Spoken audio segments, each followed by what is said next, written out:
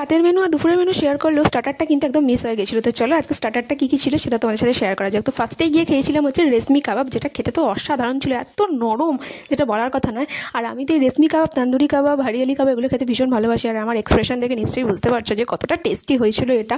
আমি না 3বার ট্রাই করেছি জানো তো। যাই হোক, তারপর খেয়েছিলাম হচ্ছে ক্রিস্পি বেবিকর্ন, যেটা মামনির অনারেই নেওয়া হয়েছে, কারণ যেহেতু মামনি নিরামিষ খায় তার জন্য, বাট আমরাও ট্রাই করেছি, ওটাও খুব ভালো ছিল। আর তারপর চলে গেছিলাম সোজা ফিশ বল খেতে, যেটা অসাধারণ খেতে ছিল, দুর্দান্ত। আর মামনি ট্রাই করেছিল পনির বল, যেটা আমরা ট্রাই করিনি।